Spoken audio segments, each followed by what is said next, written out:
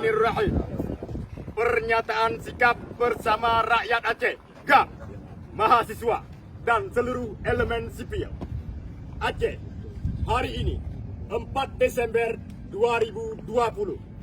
Mengingat negeri Aceh sebelum dicaplok secara ilegal oleh kolonial merupakan negeri superpower di kawasan Asia Tenggara.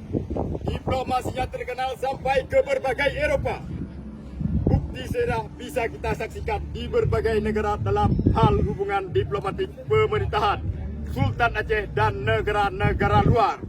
Sebagaimana hubungan diplomatik pada abad ke-16 Sultan Alauddin Riyad Shah dengan Sultan Selim II, pada tahun 1615 Sultan Iskandar Muda dengan King James I, dan 1661 Sultan Tajul Alam dengan King Charles II, dan juga sejarah pengiriman Duta Besar Aceh ke Belanda Tengku H. Abdul Hamid yang jasa beliau dalam memediasi negara Spanyol dengan negara Belanda untuk mendapatkan pengakuan kemerdekaan negara Belanda dari Spanyol. Bukti-bukti sejarah inilah Aceh telah saling menjalin hubungan diplomasi satu sama lain dan berjasa terhadap peradaban kedamaian dunia. Pada abad ke-19 merupakan periode di mana paham baru konsep negara dan bangsa ini berkembang. Namun Aceh saat itu masih memiliki kedaulatan dengan lahirnya piagam PBB terhadap penghapusan kolonial seluruh dunia yang dipegang oleh Sultanah Aceh. Walaupun keberadaan Nusantara pada umumnya masih berada di bawah pemerintahan kolonial kecuali negara Aceh. Kedaulatan Aceh yang sudah berlanjut dari berabad silam pada masa itu kembali dipertegas dengan keberadaan Traktat London pada 1824. Pihak Inggris dan Belanda sepakat untuk mengubah berbagai kebijakan di Nusantara. Beberapa kebijakan tersebut adalah barter wilayah administratif, di mana Inggris akan mendapatkan wilayah semenanjung Malaysia dan Singapura, sedangkan Belanda berhak atas Kepulauan Nusantara kecuali Aceh. Hal ini tertuang dalam norma perjanjian Traktat London 1824 tersebut. Kedua belah pihak, baik Inggris maupun Belanda, sepakat untuk tidak mencampuri kedaulatan Aceh. Aceh secara langsung telah berhasil mengamankan posisi dan kedaulatannya dengan perjanjian traktat tersebut. Bagi Inggris, Aceh haruslah independen dan tidak boleh diduduki Belanda sebab akan berdampak negatif terhadap kepentingan dagang mereka di semenanjung Malaysia. Sedangkan Belanda demi kesepakatan ini harus mengakui kedaulatan dan kemerdekaan Aceh. Usaha pengaburan dan pencaplokan kedaulatan Aceh pasca Traktat London pada tahun 1871, pihak Belanda dan Inggris membuat kesepakatan baru lagi yang dinamakan Traktat Sumatera. Bagi kami rakyat Aceh, itu adalah kesepakatan konsiderasi tidak sah kolonial, sebab sama sekali tidak mengikut sertakan Aceh sebagai negara berdaulat. Dalam Traktat Sumatera, Inggris dan Belanda sepakat barter koloni. Belanda menyerahkan Pantai Gading kepada Inggris dan sebagai imbalan Inggris akan membiarkan Belanda memasuki Aceh. Traktat Sumatera yang mereka tanda tangani pada 2 November 1871 yang berbunyi, Ratu Britania Inggris tidak lagi keberatan atas semua perluasan dari kerajaan Belanda di semua bagian Pulau Sumatera. Akibatnya, sejak tahun 1871, Belanda terus berusaha memasuki Aceh. Sebagai sebuah negara yang berdaulat sejak dahulu, Aceh memiliki banyak catatan sejarah yang terskripsi dengan baik, yang tersimpan rapi, yang tidak hanya ada di Aceh saja, namun merata hampir ke seluruh penjuru dunia. Di antara negara-negara yang masih menyimpan dokumen-dokumen bukti kedaulatan Aceh dalam bentuk surat menyurat dan perjanjian adalah Turki, Inggris, Malaysia, dan tentu saja Belanda. Sebagai bukti sejarah sekarang, fase usaha menghilangkan kedaulatan Aceh tersebut dimulai pada tanggal 26 Maret 1873. Pada hari tersebut secara resmi, Kerajaan Belanda telah mendeklarasikan penyerangannya terhadap Aceh yang berdaulat. Perang yang digelorkan oleh Belanda tersebut berlangsung selama lebih kurang 69 tahun dengan hasil yang sia-sia. Dan tidak pernah bisa menguasai Aceh sampai dengan hari ini dan juga Belanda tidak dapat menunjukkan satu bukti dokumen pun telah menyerahnya Aceh di dalam perang tersebut. Secara yuridis, Aceh tidak pernah menyerahkan kedaulatan dan kekuasaannya kepada Belanda sebagaimana pemerintahan kerajaan-kerajaan negeri lainnya yang ada di dalam wilayah kolonialisme Belanda di Nusantara yang bernama Hindia Belanda. Akibat maklumat perang terhadap Aceh, maka muncullah perlawanan rakyat Aceh terus-menerus dari masa ke masa, sehingga pada akhirnya kerajaan Belanda pada tanggal 27 Desember 1949 melakukan konspirasi neokolonialisme jahat, yaitu telah menyerahkan wilayah jajahannya dan mengakui kedaulatan Republik Indonesia Serikat. Di mana dalam keanggotaan negara bagian RIS tersebut yang terdiri dari negara Republik Indonesia, daerah istimewa Kalimantan, daerah istimewa Kalimantan Barat, negara Indonesia Timur, negara Madura, daerah Banjar, Bangka Belitung, Dayak Besar, Jawa Tengah, negara Jawa Timur, Kalimantan Tenggara, Kalimantan Timur, negara Pasundan, Riau, negara Sumatera Selatan, dan negara Sumatera Timur. Hal ini sesuai dengan perjanjian Renville 17 Januari 1948. Maka secara de facto dan de jure, Republik Indonesia Serikat yang telah diakui dan diserahkan kedaulatannya oleh kerajaan Belanda dengan namanya Wilayah Hindia Belanda yang ditulis oleh Saudara Rashid, ternyata dalam fakta dan buktinya adalah Republik Indonesia Serikat yang terdiri dari 16 negara bagian RIS. Setelah ditelusuri dan diteliti lebih dalam untuk melihat negara-negara bagian RIS ini, ternyata yang namanya negara Aceh Darussalam tidak termasuk dalam negara bagian Republik Indonesia.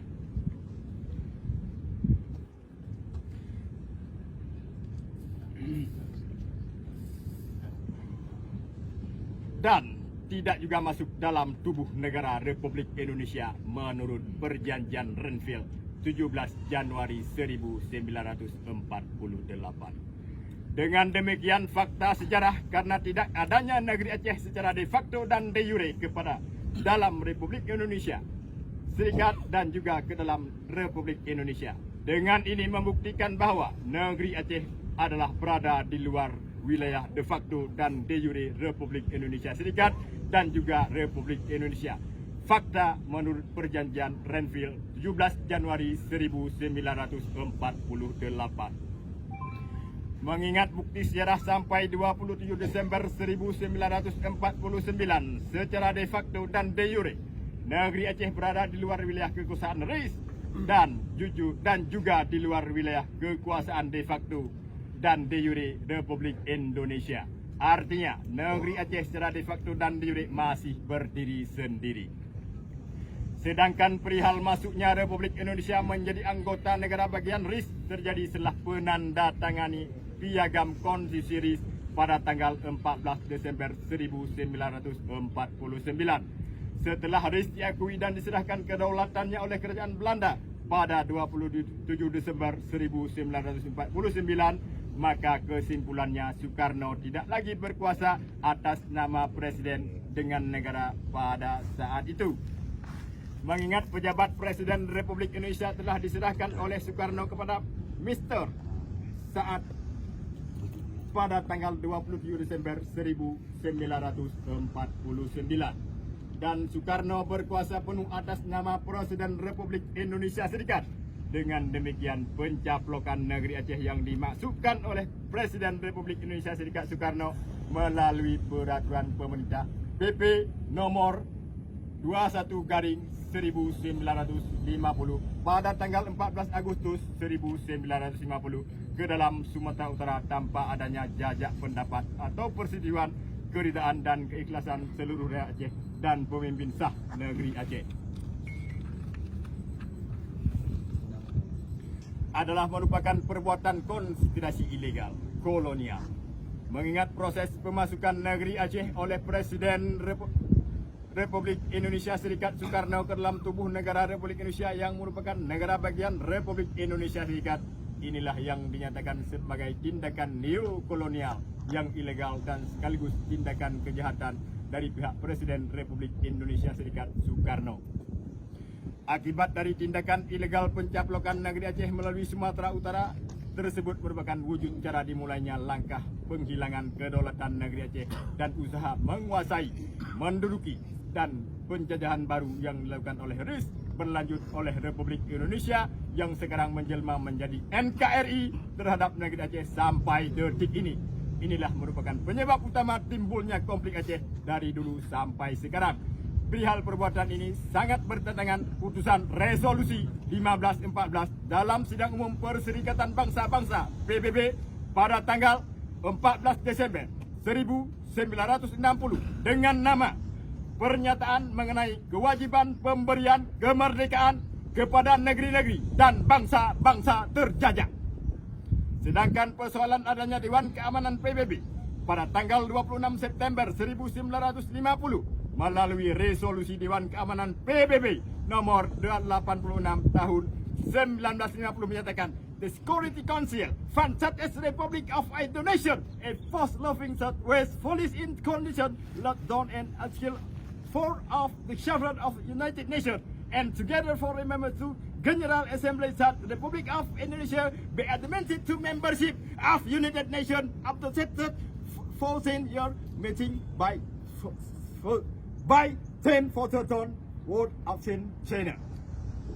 Dalam sidang umum PBB pada tanggal 27 September 1950 yang telah menerima Republik Indonesia sebagai anggota PBB ke-60, bisa dipastikan penyebab penerimaan Dewan Keamanan PBB dalam sidang umum PBB tersebut atas keanggotaan Republik sebagai anggota PBB ke-60 dikarenakan dalam sidang tersebut tidak muncul fakta sah keutuhan kedaulatan Aceh dan dasar pencaplokan Aceh sepihak oleh Republik Indonesia Serikat dengan PP RIS nomor 21/1950. Maka PP tersebut dasar kesepakatan sistem neokolonial penjajahan sambungan oleh Belanda dengan Republik Indonesia terhadap negeri Aceh. Dalam hal ini Soekarno telah mengelabui fakta-fakta dasar perjanjian Renville 17 Januari 1948 yang dilakukan oleh Presiden RIS Soekarno demi mendapatkan persetujuan oleh PBB. Hal ini sangat bertentangan dengan hak setiap bangsa untuk hidup merdeka dan berdiri sendiri sesuai dengan adat budayanya dalam ketentuan hukum internasional. Fakta sejarah penandatanganan Konferensi Majapahit Round Table Conference pada tanggal 2 November 1949 di Den Haag antara Kerajaan Belanda dengan pemerintah Indonesia serta perwakilan pemerintah Indonesia Serikat telah melanjutkan perampasan kedaulatan Aceh pada tahap ketiga. Sedangkan perihal persetujuan dari rakyat Aceh bersedia atau tidak untuk menjadi bagian dari sebuah sistem pemerintahan negara baru yaitu Indonesia sama sekali tidak ditempuh melalui sebuah mekanisme yang resmi sesuai hukum internasional. Sedangkan dalam hal ada orang-orang mengatas nama tokoh Aceh saat itu yang telah mengaku menyerahkan kedaulatan Aceh kepada pemerintah Indonesia sama sekali tidak memiliki mandat sah dari rakyat Aceh ataupun dari utusan resmi pemerintah kerajaan negara Aceh.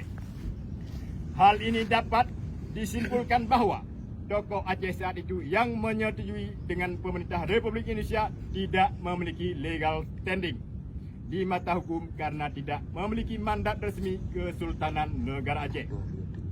Buktinya, nyata hal itu ilegal di kemudian hari setelah pencaplokan tersebut langsung lahir perlawanan rakyat Aceh dari dulu sampai sekarang yang terus-menerus menggugat kembali proses pengakuan, pencaplokan, pendudukan dan penjajahan yang dilakukan oleh Republik Indonesia Serikat dan Republik Indonesia terhadap negara Aceh.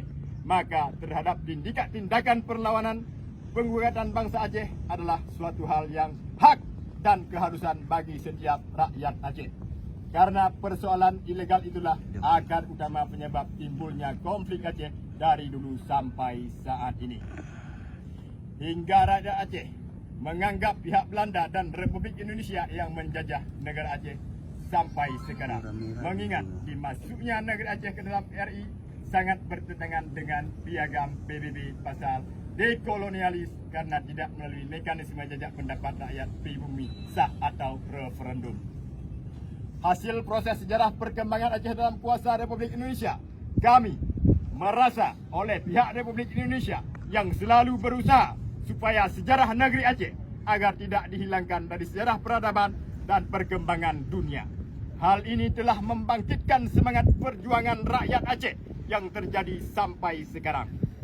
Hingga masuk dalam fase-fase, mulai dari Perang Kesultanan Aceh dengan Jepang, Perang Kerajaan Belanda pada tahun 1873, juga Perang Belanda dan RI dalam Republik Indonesia Serikat, hingga sampai dengan perlawanan rakyat Aceh yang tergabung dalam wadah GAP dengan NKRI sampai sekarang.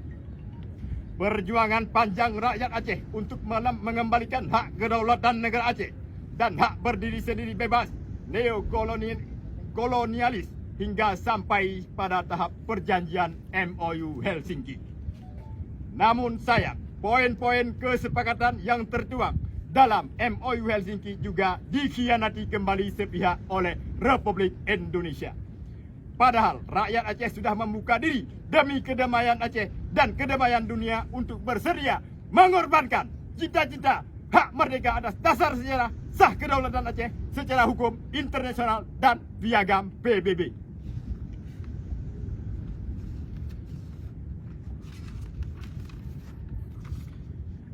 Pasca penandatanganan naskah damai RI dan GAP pada tahun 2005, Unit Tempur Rakyat Aceh TNA dalam wadah GAM sesuai poin kesepakatan diminta meleburkan diri dan senjatanya diserahkan kepada AMM.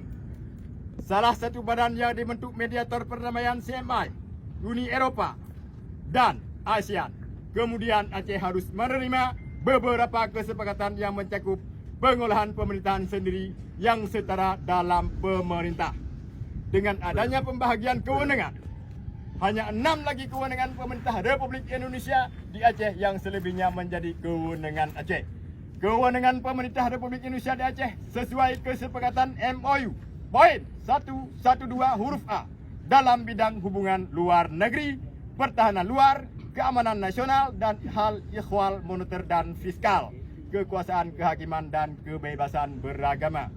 Sedangkan kewenangan pemerintah Aceh meliputi Aceh akan melaksanakan kewenangannya dalam semua sektor publik yang akan diselenggarakan bersamaan dengan administrasi sipil dan peradilan.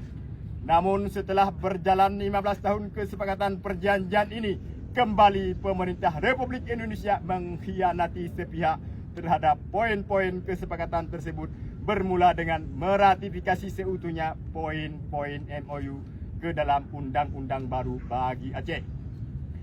Untuk bentuk dan penjelasan poin-poin MOU yang telah terkhianati secara terstruktur dan masif, turut kami lampirkan di lembaran lampiran pernyataan sikap IWA ini sebagai bahan pertimbangan. Ini yang telah terkhianati akibat pihak mediator tidak menjalankan mandatnya sampai selesai dan RI mengkhianati pihak poin-poin MOU sebagaimana tersebut dalam lampiran, mengakibatkan Aceh kembali kehilangan haknya yang tertuang dalam kesepakatan perjanjian tersebut. Hal ini bisa mengancam keutuhan perdamaian sehingga kepercayaan yang mulai tumbuh dari rakyat Aceh untuk hidup bersama dalam NKRI kembali terkikis.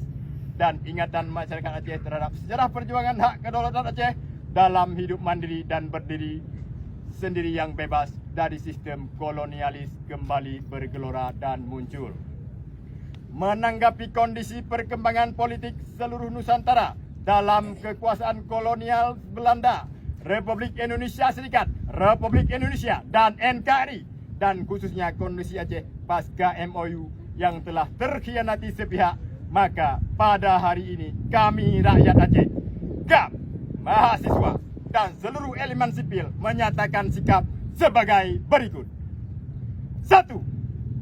Meminta kepada semua pihak yang pernah terlibat dalam penanggung jawab atas seluruh perjanjian dan pernyataan yang menyangkut perkembangan Aceh tentang kedaulatan Aceh dari masa dulu dan perjuangan rakyat Aceh sampai sekarang, supaya komitmen terhadap memenuhi janji dan bertanggung jawab atas pernyataan.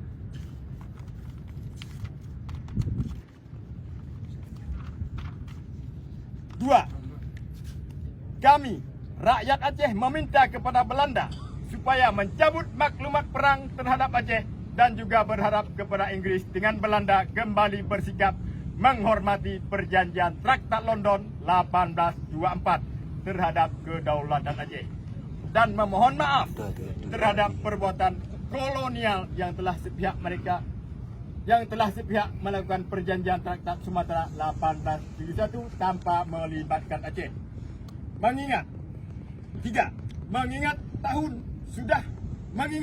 15 tahun sudah poin-poin MOU Helsinki tidak diratifikasi utuh dalam sistem undang-undang dan telah dikhianati pihak oleh pemerintah Republik Indonesia, maka demi bukti rakyat Aceh bahagian dari masyarakat internasional yang cinta damai dan tidak sukar dengan perang, meminta segera kepada pihak CMI, Uni Eropa dan ASEAN untuk segera menyeret kembali kasus konflik Aceh ini ke meja perundingan kembali. 4. Kami rakyat Aceh meminta kepada PBB agar meninjau kembali keabsahan perbuatan konspirasi neokolonialisme Republik Indonesia Serikat terhadap keabsahan konferensi meja bundar Round Table Conference pada tanggal 2 November 1949 di Den Haag antara kerajaan Belanda dengan pemerintah Indonesia serta perwakilan pemerintah Indonesia Serikat dan keabsahan mengeluarkan PP RIS nomor 21/1950 pada tanggal 14 Agustus 1950 yang telah mencaplok Aceh ke dalam Sumatera Utara tanpa adanya jajak pendapat persetujuan rakyat Aceh, juga keabsahan Belanda yang bahagian sekuturis menyerahkan negeri jajahannya bukan kepada pemilik pribumi asli yang sah agar disesuaikan kembali dengan artikel 5 dari resolusi PBB 1514. 5. Dalam hal PBB tidak meninjau ulang tentang keabsahan sistem kolonial PP RIS nomor 21 tahun 1950 yang telah mencaplok Aceh secara sah atau tidak dan juga sesuai atau tidak dengan amanat piagam PBB. Kemudian juga dalam hal permohonan rakyat Aceh kepada CMI, Uni Eropa, ASEAN tidak bersedia menanggapi poin-poin MOU Helsinki yang telah dikhianati sepihak agar segera menyeret para pihak ke meja perundingan kembali. Sebagaimana poin 61 MOU Helsinki dalam hal penyelesaian perselisihan. Maka kami rakyat Aceh memohon kepada PBB agar bersedia memutuskan dan memfasilitasi penyelesaian konflik Aceh yang sudah berjalan puluhan tahun dan telah mengorbankan ribuan nyawa dan harta dengan cara jajak pendapat atau referendum.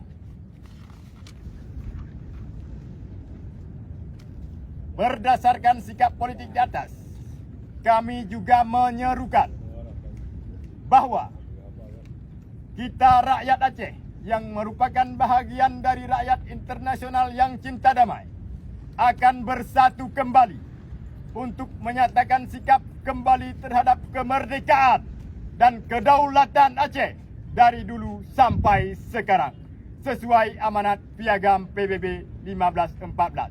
Pernyataan ini akan kita nyatakan bersama kembali bila mana pengkhianatan terhadap semua perjanjian yang menyangkut dengan Aceh, mulai dari perjanjian Traktat London 1824 sampai dengan perjanjian MOU Helsinki 2005. Seruan ini akan rakyat Aceh deklarasikan bila tidak ada realisasi atau tindak lanjut para pihak terhadap semua perjanjian yang telah dibuat dalam waktu dekat ke depan. Demikian pernyataan sikap bersama ini kami buat dan kami sampaikan kepada semua pihak yang terkait. Besar harapan kami rakyat Aceh agar segera lahir tindak lanjut dari para pihak yang terlibat penanggung jawab sesuai kewajiban dan ketentuan. Diteruskan kepada Perserikatan Bangsa-Bangsa, CMI, Uni Eropa, ASEAN, Duta Besar Belanda, Duta Besar Inggris, Presiden Republik Indonesia, seluruh duta besar negara-negara Perserikatan Bangsa-Bangsa. Sekian. Assalamualaikum warahmatullahi wabarakatuh. Waalaikumsalam.